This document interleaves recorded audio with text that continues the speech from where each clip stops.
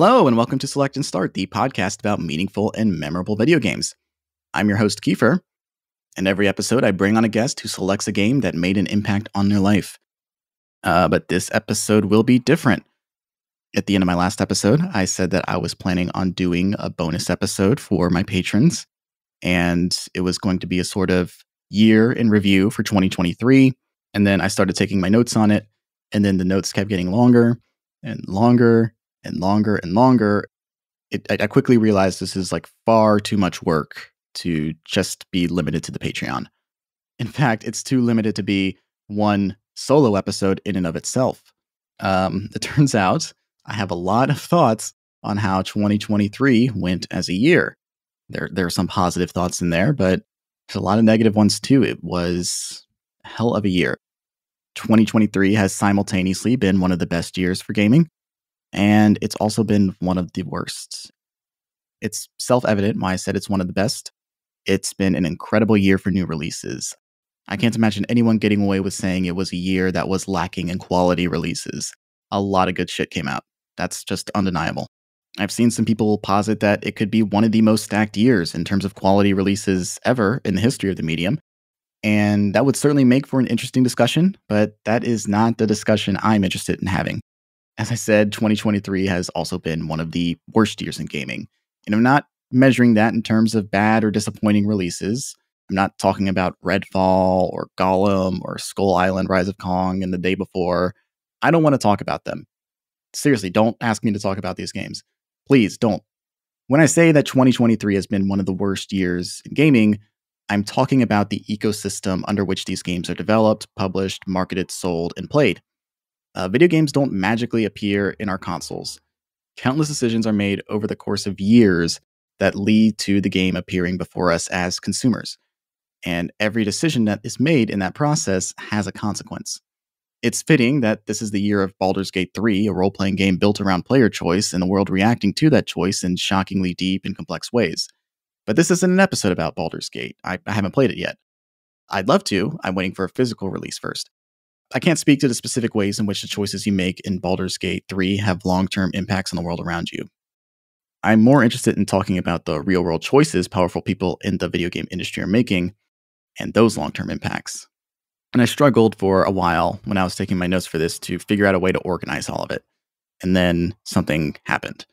Specifically, Geoff Keighley's 2023 The Game Awards.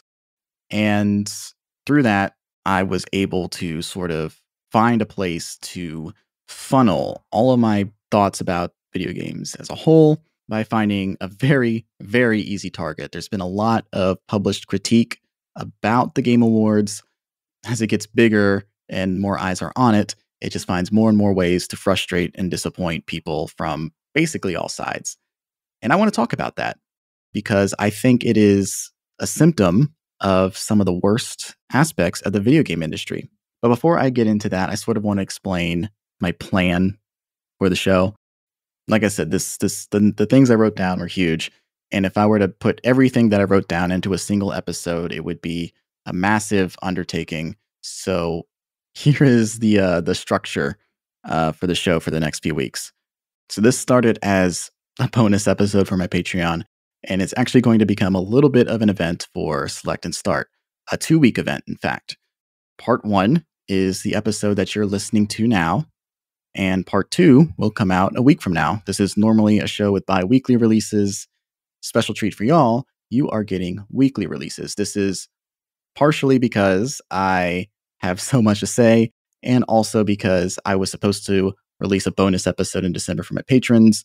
This is going to be a main feed episode now, and I feel bad about the break, and I want to make sure that I'm making up for the absence. And let me explain how this is broken down. Part 1 will be mostly my critiques of 2023 as a year in the video game industry. And then a week from now, I'm going to release my own version of the Game Awards, putting my money where my mouth is, or at least my effort. And I can't wait to share that with you. I have a lot of positive things to say about some incredible games that took an incredible amount of work. I don't want people to just think that I only have negative things to say about video games. My whole purpose of this show is talking about how important video games are to people. And I don't like the idea that this industry is so rotten to the thing that I love so much. I love video games. I really, really, really love video games. But if you love something, you have to be honest with it. You cannot blindly delude yourself into believing that something is just totally devoid of issues when it is obvious that there are real consequences to how these things are released. And I'll get into that in a moment. This is definitely a different approach for the show. It's one of the motivating factors for me to divide it into 2 episodes. It'd be weird to be serious about something and then transition into a bunch of jokes for the second half. But it was important for me to get these thoughts out because as I was writing more and more of this, it became clear to me how passionate I am about these issues. And I didn't want to hide them. I didn't want to suppress them. So yeah, let's talk about the Game Awards.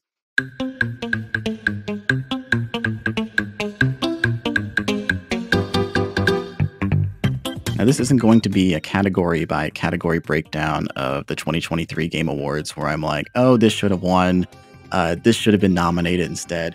One, because there's plenty of other places where you can see things like that. Awards season discourse is its own beast. That's well-trodden territory. And that's not a criticism. By all means, if you want to do that, do that. But 2, I didn't play a lot of new releases this year. I'll get into that later. I will say I played more Game of the Year nominees within the year than I normally do, but still I have a lot of blind spots. I cannot barely judge what the nominees are for every specific category. For the record, my issue with the Game Awards isn't the idea of awarding games, nor is it even the idea of pitting creative works against each other. That just feels like a compulsion of human behavior at this point. The question of who would win in a fight, going from questions about power scaling to quality scaling, what's this year's Goku of games? I get that. We love championing works that mean a lot to us, and we also love to argue. I get that compulsion. I'm more interested in interrogating the structure and intentions of the Game Awards more than anything. Here's the first issue. Why the fuck are these awards in December? It makes no goddamn sense. As if my sense of falling behind and FOMO aren't bad enough. Call me neurotic, but I believe that the conversation about the best blank of the year should cover the period of January 1st to December 31st of that year. And this isn't strictly a Game Awards thing either. So many outlets do this shit. The Grammys do it, and it drives me crazy.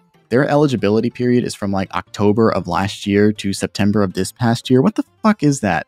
Did you see what Pitchfork called their best album of 2023? SZA's SOS. Great album. One problem, it came out on December 9th, 2022. Oh gee, how did that happen? Because they released their best albums of 2022 on December 6th. That's how. Stop publishing your year-end lists in December. Is this a product of people trying to be the first one out the door with their year-end lists? Is this to be the loudest tastemaker in the room? Is it because like all forms of art are consumptive in some way and people want to drive up sales for whatever the most like zeitgeisty thing of the year is? So people got to get their Christmas shopping done by using end of the year lists. There's probably a lot of motivating factors. And this has already been a problem with the Game Awards in the past. Remember when Super Smash Bros. Ultimate came out 6 days before the 2018 awards?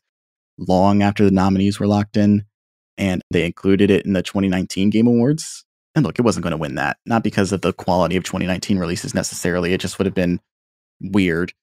That was weird. It just would have felt like a consolation prize and not something that had a serious chance of winning. And this is like the least of the problems. I just think it should be an ethical standard to behave as if Frank Ocean could suddenly drop an album on December 31st. I think this is how all outlets should behave. And I know people broadly agree with me on this point. I'm not the lone voice of reason in the dark to say like a year should cover January 1st to December 31st. It's not news that the world is run by out-of-touch freaks. There's obvious motivators for decisions like this, and it comes back to marketing and money. I get that. And speaking of marketing, it's obvious to me that Geoff Keighley wants the Game Awards to be a sort of E3 replacement, or a sort of winter version to supplement his Summer Game Fest that he also organized ever since E3 died of COVID. But what this year in particular showed was how ill-equipped it is for that. E3 wasn't perfect. I would be hard-pressed to even call it good. But something that E3 had going for it was how compartmentalized it was. Having separate conferences for Sony, Nintendo, Microsoft, and the bigger publishers without their own consoles made it easier for you to curate your experience. If you didn't have or want an Xbox, you could opt out of the Microsoft conference. If you generally don't enjoy Ubisoft games, you don't have to watch Aisha Tyler power through the conferences. And it was an event. It was drawn out over several days, so you wouldn't be overwhelmed with announcements from so many different publishers at once. It was a public event where people could go and attend these shows. It was a social event. It made a communal gaming experience.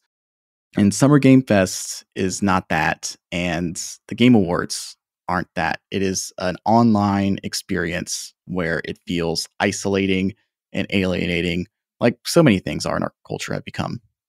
But with E3, right, we had a week where everyone generally understood it to be the gaming week. It was very often a shit show, but it was an agreed upon shit show. But with the structure of the Game Awards, you are helpless. You are at their mercy. If I felt like it, I could make this into a metaphor for how algorithmically curated our consumption is, and our agency in choosing our experiences is becoming more and more funneled. But you get the point. It's only a piece of a larger structural issue here. It's like we're binge watching commercials now because the Game Awards are kind of about awards, but what it really is a vector to show commercials for video games, and not video games that came out in 2023. No, video games that are coming out in the future. It's a new vector through which we can announce the new shiny thing while we're supposed to be celebrating the current shiny thing. It doesn't seem like there's any logical order to the way that they structure these commercials that they are showing to you about the various announcements that they're going to make. Whereas you would watch like an hour of Ubisoft announcements, an hour of Nintendo announcements, an hour of Sony announcements all separately, where you understood as the consumer, like, oh, this is going to be the PlayStation stuff. Oh, this is going to be the Xbox stuff. Here, it's just chaos. It's just like constant chaos in your face without like a sense of organization that makes sense. And maybe you disagree with this point entirely. I can see someone arguing that it exposes you to more games than someone who picks and chooses what conferences they watch. And to that, I say, you're wrong. The Game Awards was a 3.5 hour long program that was advertised as an awards show and not a press conference at all. It is trying to do too much. The number of reveals and announcements in quick succession was simply overwhelming. It is not a good idea to do these kinds of trailers sequentially like this. And Keighley should know this because Summer Game Fest was staggered over multiple days until this most recent year. And that seems to be the central problem with the Game Awards. It is confused about what it wants to be. It knows that the trailers and announcements are a draw, so it leans heavily on that because the more time this has to be an award show, the more the cracks reveal themselves. Figure out what you do! You had all summer to think of it! To my earlier point about it doing too much, the Game Award relies so heavily on trailers because it is not confident in its own ability to be entertaining or worthwhile on its own. It doesn't respect itself. It doesn't respect the viewers because they believe that gamers need constant jingling keys to view an award show. And it doesn't respect the games or their developers because they're given a ridiculously small amount of time to accept their award and speak. The time issue is a self-inflicted problem. The award show is so long because you're padding it out with absurd filler and an overwhelming number of trailers. You can make the show shorter and give the recipients more time to speak if you plan to run a proper award show. But the award aspect is entirely superficial. It is an incompetently thrown together front to launder in as much bullshit as possible to make the event and its organizers as prestigious as possible. If this was about the games, the recipients would be allowed to speak longer or to speak at all in many instances. How disrespectful is it to prompt people to wrap it up after less than a minute of talking, while Anthony Mackie and Simu Liu are allowed to ramble interminably? The crowd work Anthony Mackie did was embarrassing. We don't get a speech for best score in music, but we had to be subjected to Simu Liu explaining how he tore his Achilles tendon. The Escapist published an article by Liam Nolan called "The Biggest Problem at This Year's Game Awards Was Disrespecting the Winners." And in it, he timed that the winners spoke for 10 minutes and 52 seconds in total. In that same article, he reported that the average Academy Awards ceremony between 2010 and 2018 had about 30 minutes for speeches with an equivalent runtime. How are you being outdone by the Oscars, the thing that we made fun of for barely giving any time to speeches so it can do hack bits with presenters and Billy Crystal and blackface? If you don't think the Game Awards are a glorified marketing event, look at one of the awards they give at this ceremony. Most Anticipated Game. An award for a game that isn't even out yet. Imagine if we did that at the Oscars, the most anticipated movie of 2024. For me, it's Dune 2, by the way. Things that also made this thing feel like a glorified marketing and PR event. Cyberpunk 2077 winning Best Ongoing Game against games that are actual multiplayer games. Cyberpunk 2077 is a single-player game, but since it released a story expansion and a series of patches that serve to fix a game that launched broken, it gets to be awarded Best Ongoing Game and give a speech about it. I'm not saying with absolute certainty that this was planned, but it is an awful lot of convenient PR for a company that's desperate for it. CD Projekt Red laid off about 100 employees in 2023, by the way. One of the few trailers they showed that wasn't for something new or ongoing was a Starfield trailer that emphasized how many positive review scores it got. And that was a weird moment.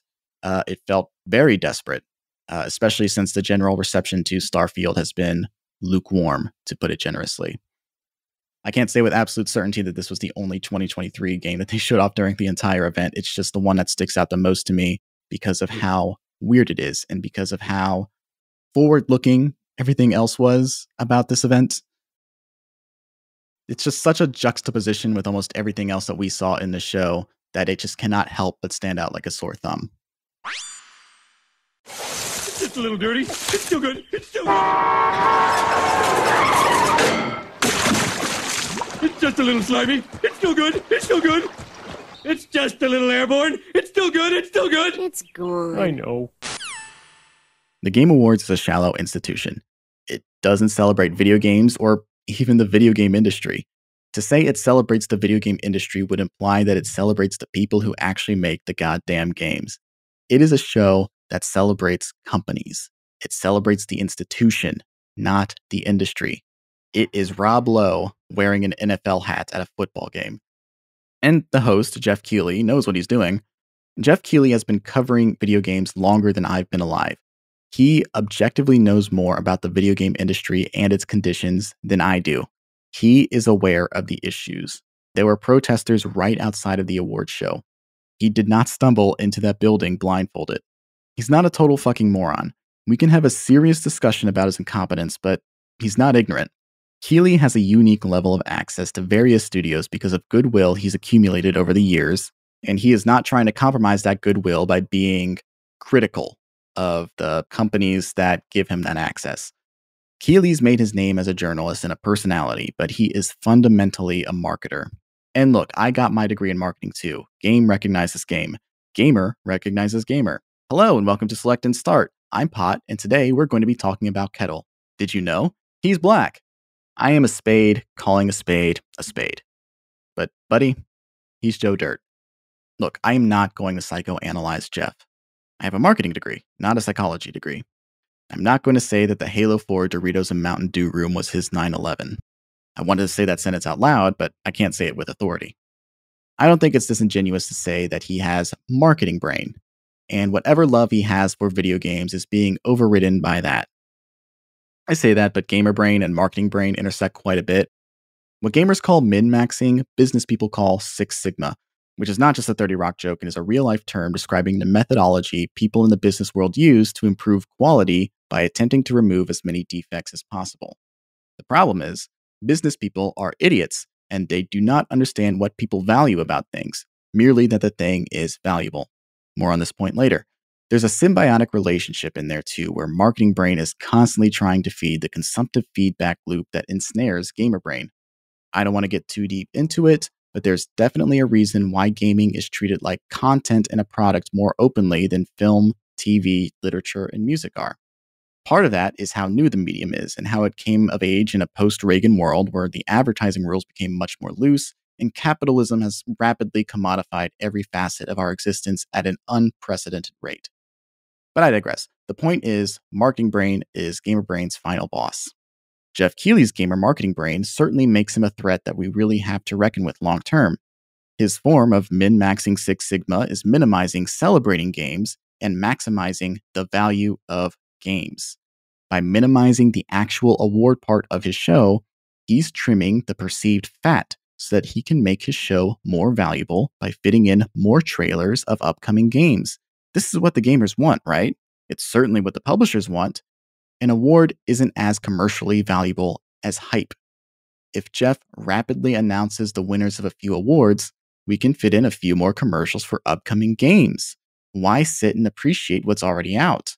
We need you to look forward to the next thing.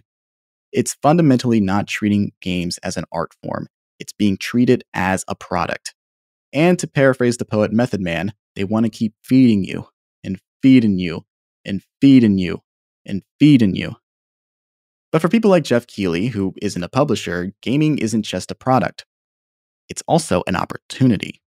Mainly an opportunity to build up their own image, surround themselves with important people, make themselves feel important.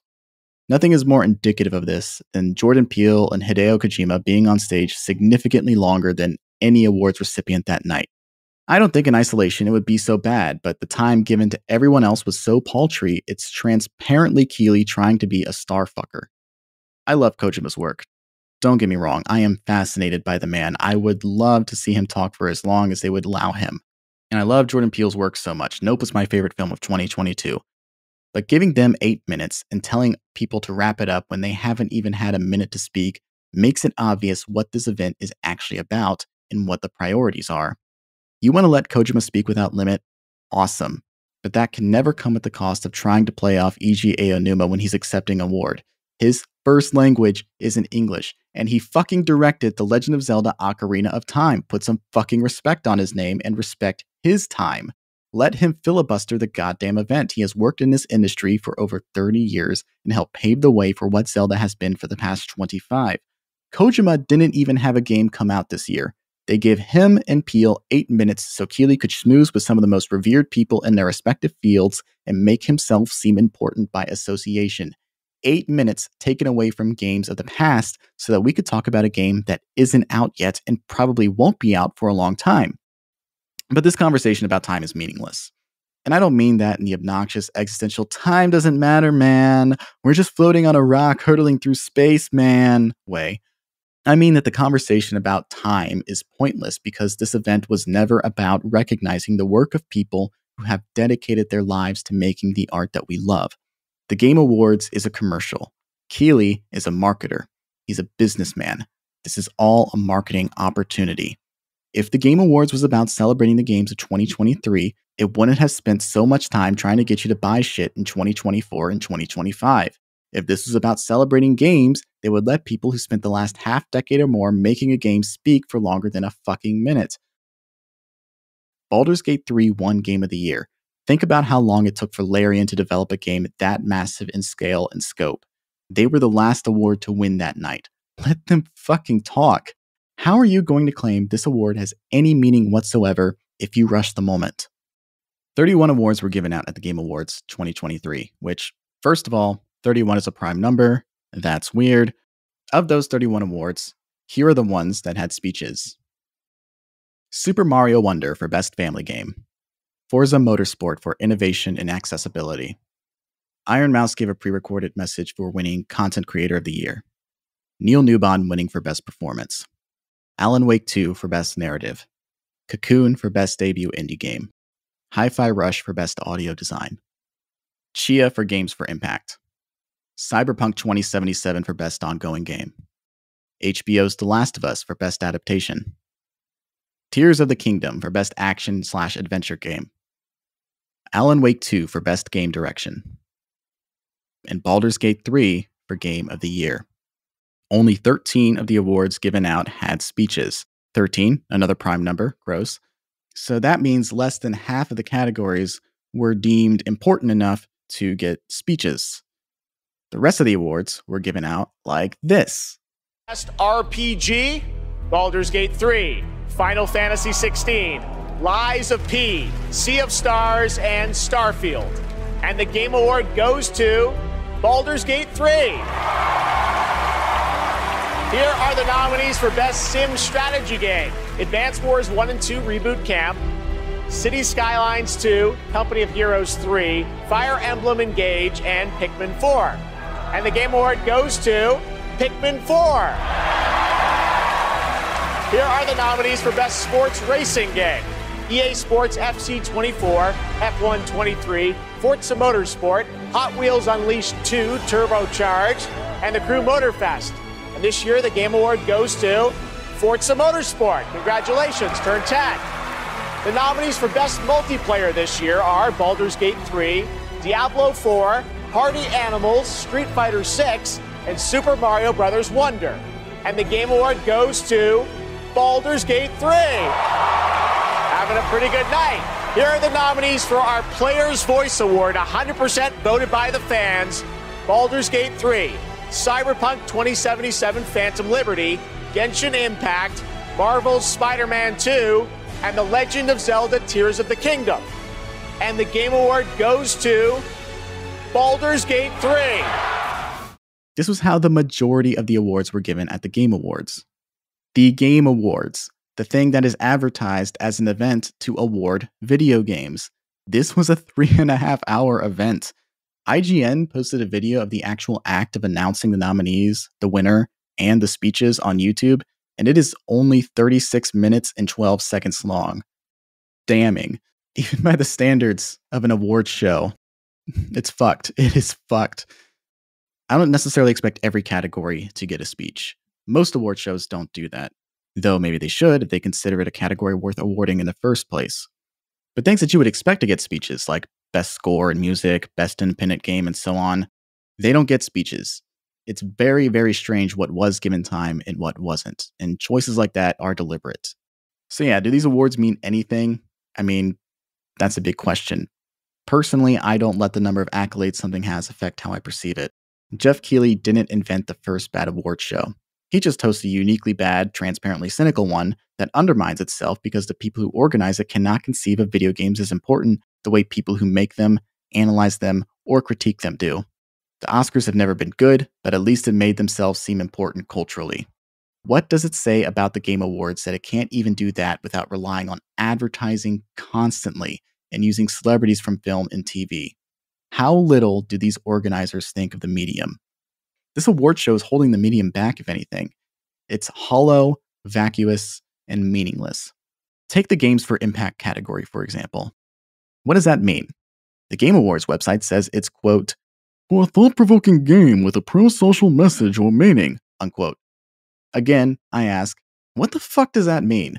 What is a pro-social meaning or message? That was an award given during the award show. They don't explain it any better during the live event. It's vague, video games are important, gobbledygook. It sounds important, it conveys a significance of some kind. Let's try and parse the meaning ourselves by looking at the nominees. Okay, all 6 nominees were developed by small game studios. Let's look at the first game.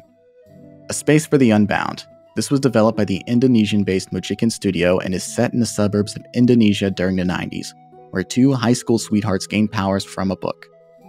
The boy gets the power to enter people's minds and confront manifestations of people's traumas and anxieties, and the girl gets reality warping powers. So it's a game that deals with mental health, trauma, and coming of age. The second game, Chance of Sinar, is from French studio Rundisk and is about the Tower of Babel, kind of. It's a video game where you attempt to decipher and interpret unknown languages through nonverbal communications and the actions of NPCs. Reading up on it, there also appears to be some stealth gameplay. Manu, if you're listening to this show, you would love this. Terra Nil from South African developer Free Lives is a game with city building mechanics, but it inverts the premise to be about ecological restoration and terraforming a barren wasteland. It's playing with an established formula and genre to communicate themes of environmentalism. Goodbye Volcano High from Canadian game studio Co-op, named so because it itself is a cooperative, was also nominated. This game is a coming-of-age story at a dinosaur school where high school seniors process the looming threat of an asteroid. I think it's a COVID-19 allegory, which makes sense to me because God told me the dinosaurs and COVID were made up. That was a joke. And Venba from Canada's Visay Studios is about a South Indian mother who immigrated to Canada with her husband and young son. It uses the mechanics of a cooking video game as a way for Venba to connect with her Tamil culture in an unfamiliar environment and impart it to her son at an impressionable age while he's being raised in a different country from his parents. And the winner of this award was Chia from Canadian studio Awaseb. This was a game I talked about briefly in my Wind Waker episode because of how it uses mechanics from Zelda games like Wind Waker and Breath of the Wild to tell a story based on the culture and geography of New Caledonia. It is a game I'm super glad was awarded with something because it was not only a cute game, but it also inspired me to research New Caledonia, a Pacific nation still occupied by France to this day.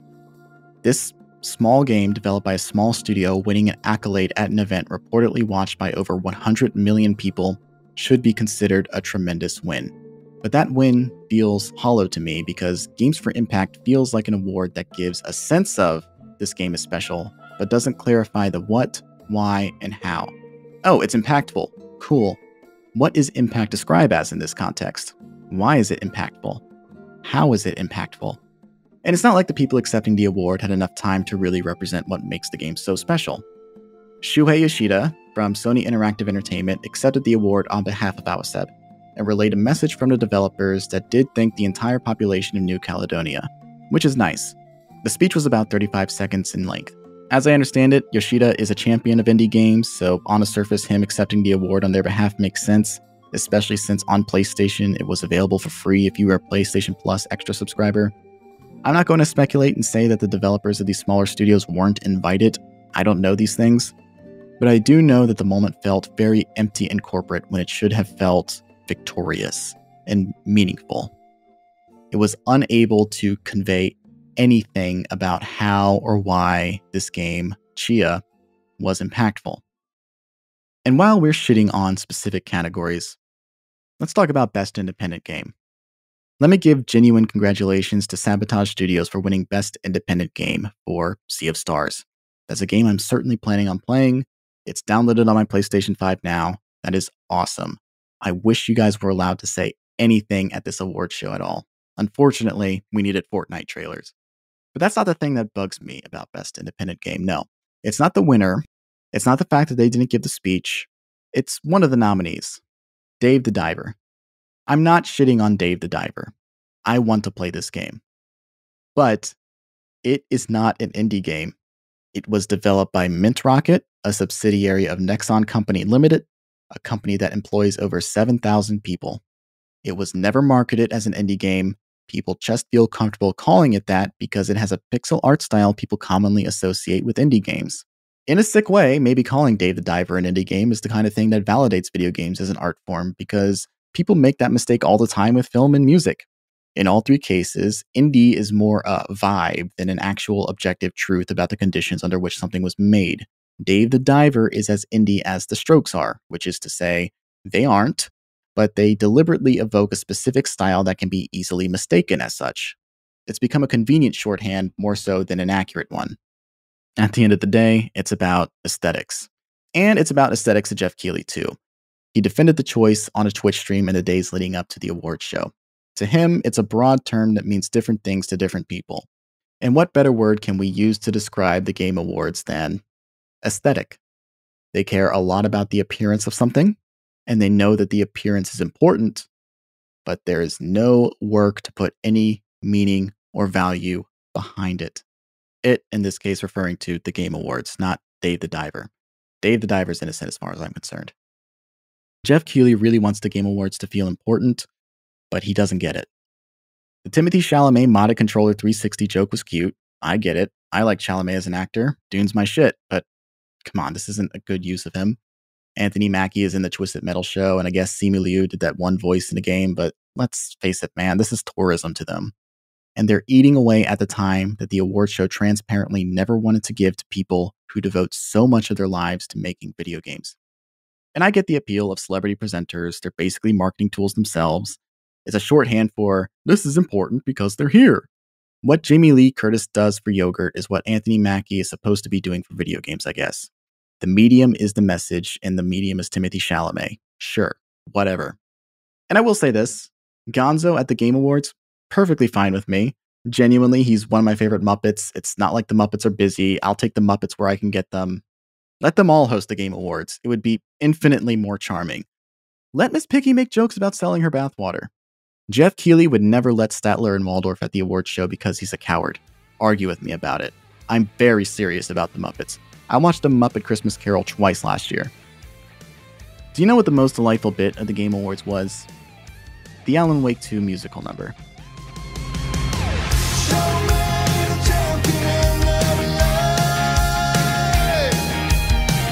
I'll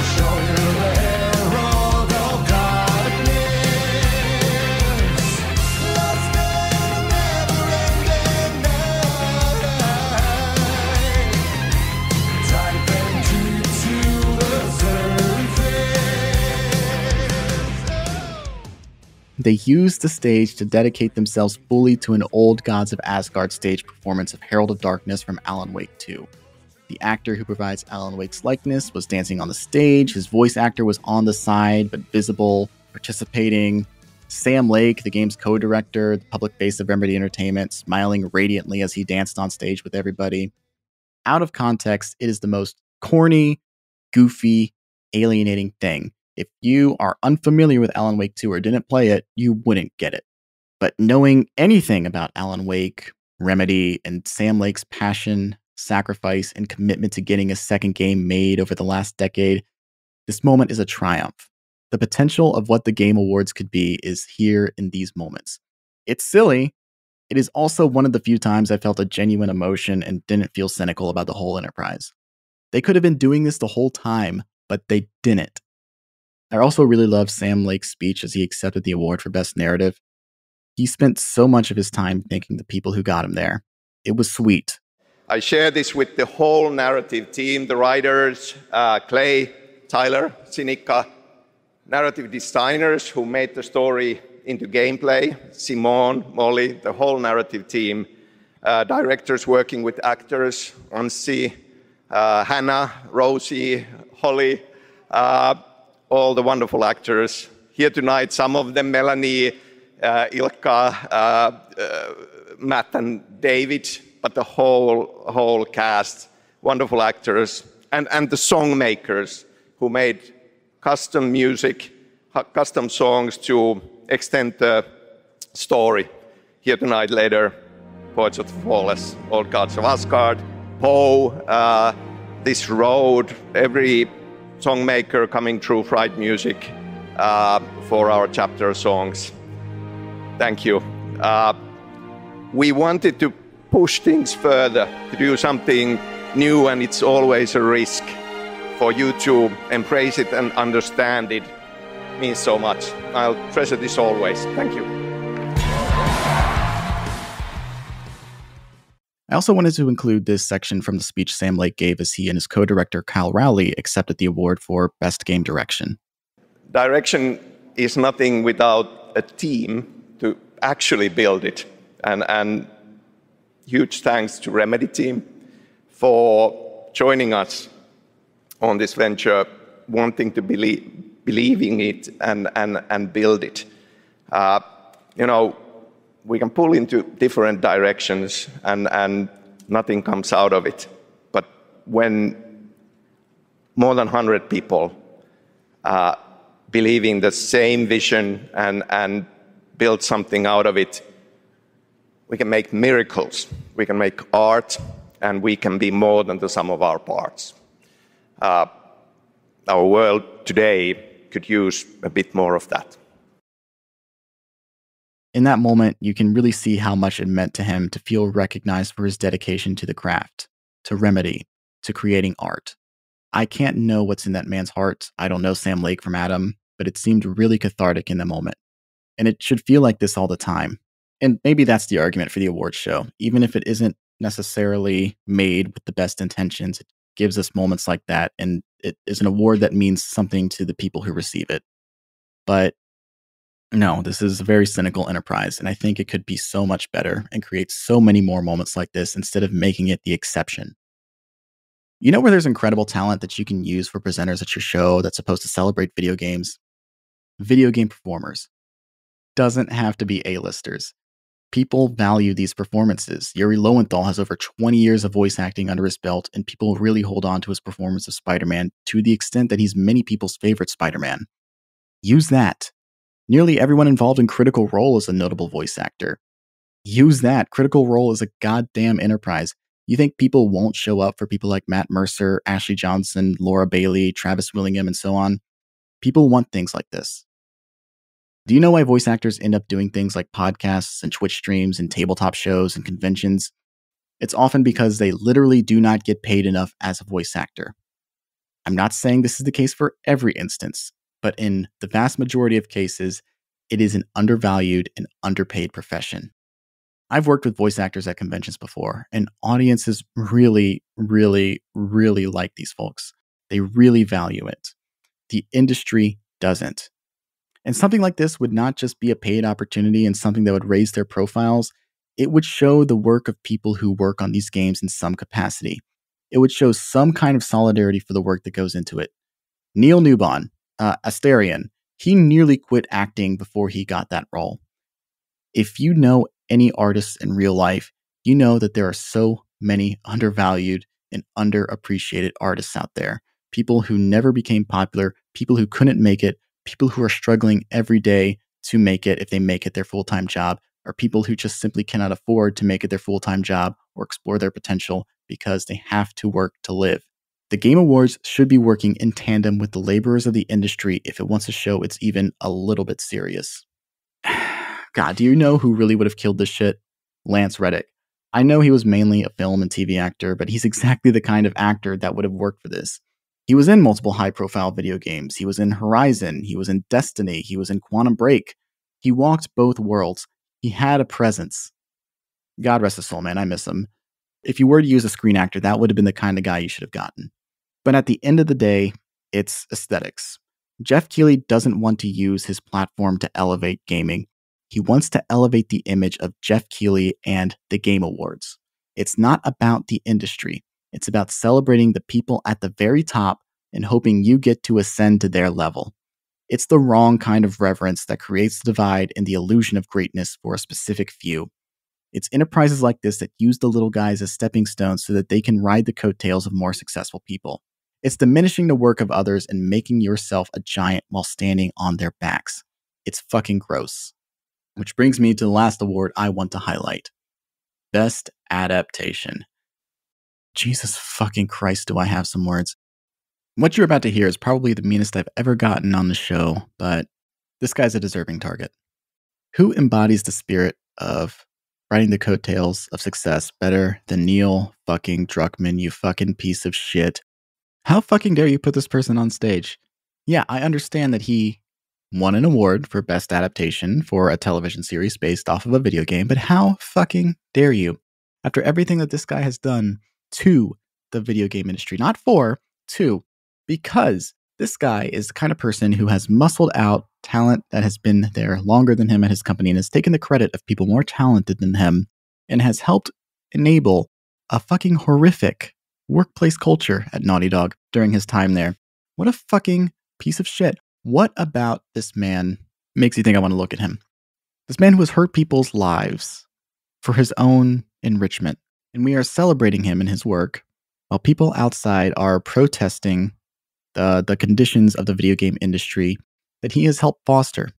Neil Druckmann, the guy who didn't give any credit to Bruce Straley for co-creating The Last of Us when it was made into a TV show, fucking typical of a Zionist to enter someone else's home and call it theirs. How fucking embarrassing. Let's move past the optics of awarding an Israeli posting weird shit on Twitter and Instagram during a genocide that Israel is perpetuating against the Palestinian people. Let's move past that for just a little bit. But no, let's not move past that for a second, because what a fucking infuriating thing. Fucking free Palestine. Fucking get Neil Druckmann out of the video game industry. He does not deserve the success that he has, point blank. The man who has resisted unionization in the video game space, entering the television space, specifically with an anti-union piece of shit, Craig Mazin, for the adaptation of The Last of Us TV series. That's the guy that we're going to award at the Game Awards. While a genocide is happening, we are awarding a Zionist. I don't expect an award show, much less a game awards show, to meaningfully address the genocide presently happening in Palestine. But you put a guy who has publicly posted support for Israel and has done so much harm to the video game industry while people outside are protesting the working conditions in the video game industry, protesting the layoffs happening there, layoffs that happened at Naughty Dog this year, for the record. I cannot think of a man who presently embodies all of the horrible traits of the video game industry more than Neil Druckmann.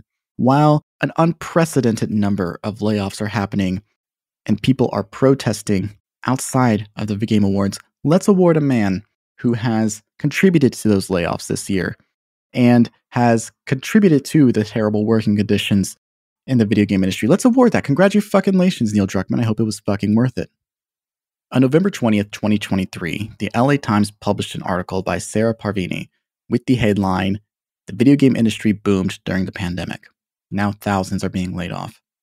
In it, She reports that roughly 6,500 video game workers worldwide were laid off in 2023, and this may be a lowball estimate. If you visit the URL that I've included in the description of this episode, publish.obsidian.md/vg-layoffs, which has cited sources for its totals, it estimates 2023 layoffs at around 10,500. And I wanted to read some of the layoffs it tracked in the year of 2023. I won't go down the entire list, though I encourage you to. I just want to read some stuff that especially stood out to me. San Francisco-based company Unity Technologies, most widely known for their game engine Unity, laid off over 1,100 employees in 2023. On January 8th of 2024, Unity laid off 25% of its workforce, or around 1,800 jobs. North Carolina-based Epic Games, known for multiple game franchises, including the massively successful Fortnite, and for their proprietary game engine software Unreal Engine, laid off 830 employees, 16% of their company, in September of 2023. ByteDance announced that they were retreating from the gaming space and are restructuring their games publishing division, Nuverse, known for publishing Marvel Snap. This resulted in the cutting of around 1,000 jobs. Amazon laid off over 700 employees between their game studios and Twitch. Swedish-based video game and media holding company Embracer Group is in the process of a large-scale company restructure that has resulted in devastating losses for the video game industry, stuff that will reverberate for years to come. More than a dozen video game companies were affected, and 3 of these companies were closed entirely. Campfire Cabal closed less than a year after it was established. Volition, known for Saints Row and Red Faction, were shuttered on the year they celebrated their 30th anniversary. 183 jobs gone. Free Radical Design, known for Time Splitters and the Crisis series, originally closed in 2014, was revived in 2021 with an announcement of a new Time Splitters game, and then was shut down again in December of 2023. This resulted in a layoff of about 80 employees. The number of layoffs in the video game industry under Embracer Group are estimated to be around 962 in this report. Some other big company layoffs, again, not all of them. Electronic Arts, or EA, announced layoffs for 6% of their staff in March of 2023. That's nearly 800 employees. There were layoffs at multiple Ubisoft studios and at multiple Sony game studios as well. Notably, around 100 employees were laid off at Bungie in October. This was just over a year after Sony acquired Bungie in the first place. These massive companies are acquiring smaller companies, and then when they are underperforming their massive metrics because they are bigger companies with higher standards, they are punishing them for it. Acquisitions are where so many studios go to die. Sega-owned companies Rovio Montreal, Relic Games, and Creative Assembly experienced layoffs this year. And let's talk about Sega for a second. In July, Sega employees voted to form a union, Allied Employees Guild Improving Sega, abbreviated as Aegis CWA. This was huge. However, in November of 2023, Sega delivered a proposal directly to their employees in a mandatory meeting that proposed a phasing out of all temporary employees by February of 2024. The Aegis CWA union has submitted an unfair practices complaint, and it's understandable why. This can be seen as retaliation, as it would affect 40% of their unionized employees. This is about 80 out of over 200 people in the union. Most unionized employees in the gaming industry are in quality assurance, and Sega is specifically targeting QA and localization in these layoffs. The complaint the union submitted is accusing Sega of bypassing the union bargaining process, instead forcing their employees into a meeting where they announce their intention to offshore their jobs. It's difficult to interpret these actions as anything other than bad faith, and I hope that Sega does not get their way. Solidarity to Aegis CWA. Aegis CWA is the exception in the video game industry. There aren't a lot of unions in the video game industry. Unionization is very, very new. We need to support them vocally whenever we can, and we need to demand better conditions across the board for all people who work in the video game industry. 10,500. And this number is just including development and related studio jobs. 2023 layoffs in the broader tech industry are in the tens of thousands, and this number does not include people who work on the media side of the video game industry. Despite video games being more popular than they've ever been, there are fewer opportunities to write about video games. Private equity firms atomizing and homogenizing the internet can be thanked for that. There is no respect for labor. There is no respect for workers. Video games are a growth industry. Video game companies are broadly making more money, but the workers who made them successful are not reaping the benefits of that success. If anything, they're suffering for it. It is unfair and it is wrong. Working is a humiliating experience because it is more obvious than ever that companies do not value or respect their employees. Unemployment is even more humiliating. Have you ever looked for a job while you were unemployed? It's awful. You will send what feels like hundreds of applications to supposedly open positions and never hear anything back. Hiring managers will drag their feet and waste your time while you worry for your livelihood. Thousands of people had to suffer that humiliation for the crime of making their employers rich. That is infuriating. Even more infuriating is how this is happening in nearly every single industry. And look, you can be a fucking dork who thinks that being an economist matters or that a business degree is real and try and pragmatically explain that the layoffs are a consequence of rising interest rates on loans taken out by businesses to pay for labor and assets. But these companies aren't just making profits. They're often making record profits. This isn't about minimizing financial risk. It's about maximizing financial gain. Layoffs are ruinous to laborers, but they are very lucrative for shareholders who want to extract as much capital as they can from the work of others. It is an unfair system. Your company can make a widely acclaimed, highly awarded product, and people will be punished for it. This is unsustainable, and it has and will continue to have material consequences that not only affect people's livelihood in the short term, but in the long term as well. There is less and less upward mobility in an industry that constantly lays off staff.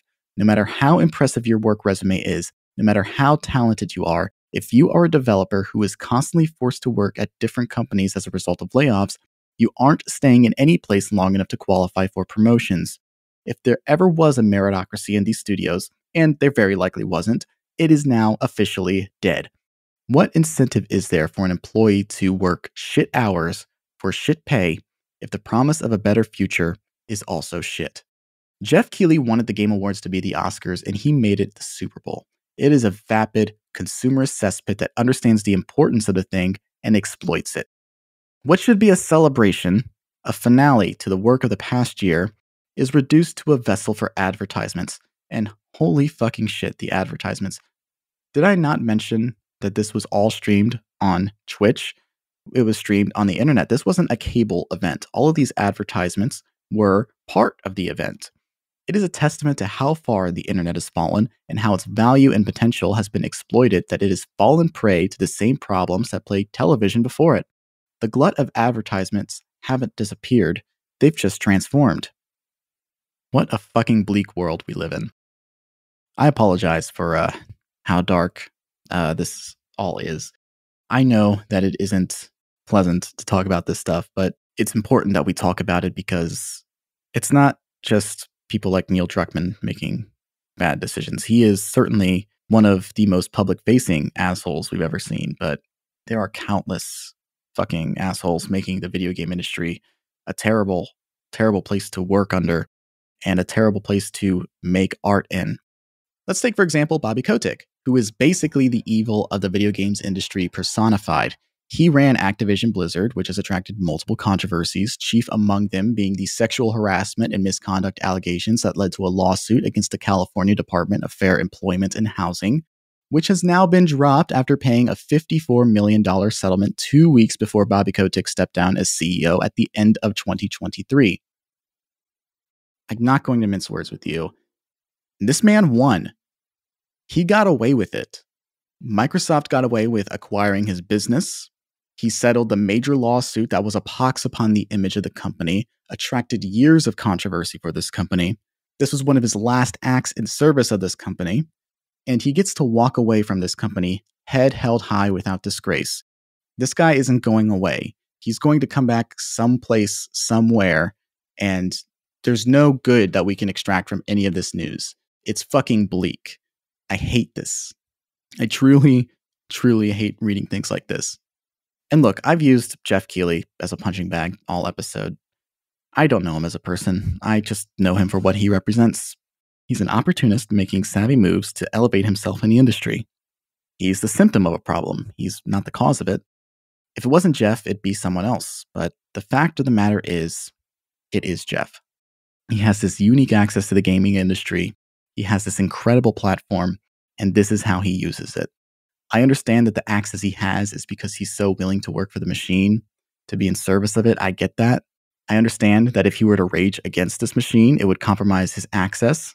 But at the end of the day, he's built up this platform, and he chooses to enable the issues endemic to the industry that he claims to love, the industry that made him into what he is today.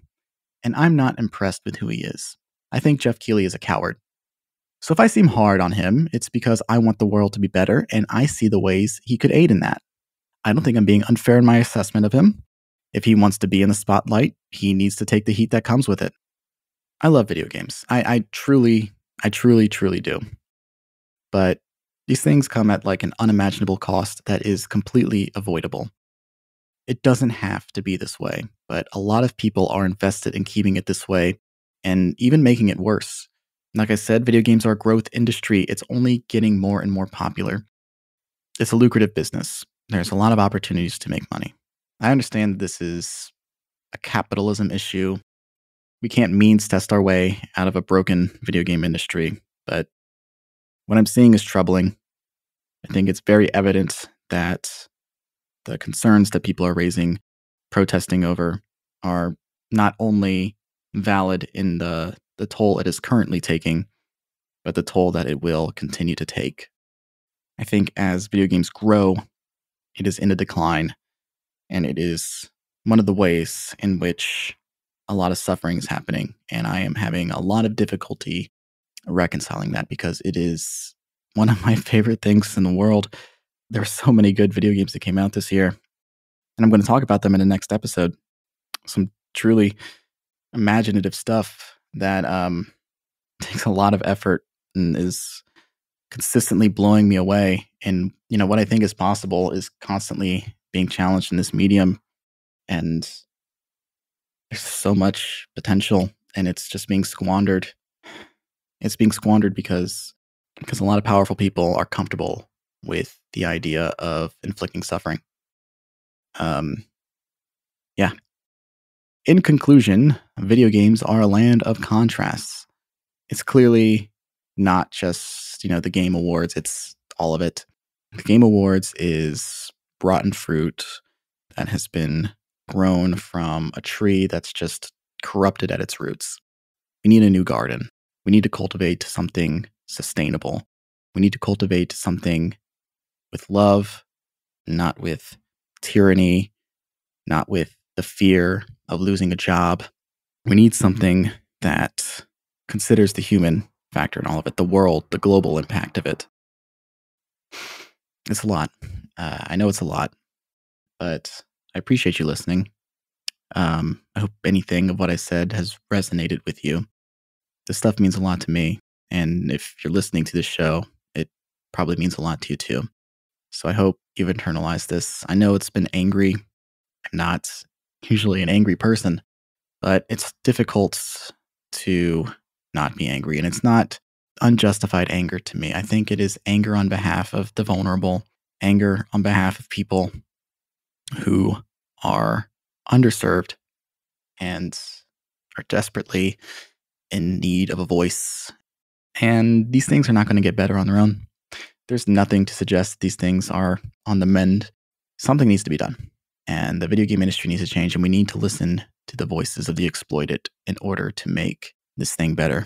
So I hope you enjoyed this episode. I don't know if enjoyed is the right word, but I hope you got something out of this episode. The next episode is not going to be so much of a bummer. It's going to be a lot more light. Next week, I'm going to be doing my own Game Awards. I'm going to be putting my money where my mouth is and showing Geoff Keighley how it's done, celebrating video games. The first annual Select and Start Correct and Smart Game Awards. But until then, thank you for listening to this episode. Thank you for listening to the show. Thank you for helping Select and Start to enter its third year. That's incredible. I've never done a creative endeavor like this for as long as I've done this. And it's possible because there is an audience to listen to me. So thank you for listening to this episode of Select and Start. Once again, I'm your host, editor, and promoter Keifer. And if you enjoyed this episode, please give the show a positive review wherever you're listening to this. Engagement helps the show, and your feedback will improve it. And if you want to get more engaged, give the show a follow on Twitter at SelectPodStart. If you have thoughts about anything I've said in this episode, send a DM or leave a comment. I would be so happy to read it. You can also support me on Patreon. If you pledge at least $1 a month, you'll get early access to new episodes as well as extended episodes with exclusive content. You'll also get part 3 of this little special I'm doing. That's going to be exclusive on Patreon. The third part will be my assessment of the best of the rest of 2023, television, film, music, my other passions. So subscribe to my Patreon. That's on patreon.com/Keifer's Corner. You can find a link to that and the rest of my projects in the description of this episode. Select and Start is on the Moonshot Network, which is supported by its own Patreon. Find out more on moonshotpods.com. The art for the show is made by my best friend, Avry Ott. You can follow him on social media with the handle at AvryRobinOtt. That's AVRY, Robin OTT. The show's theme song was composed by Mike Pettry. You can check out the links in the description for his work as well. All right, I think that's it. See you next episode.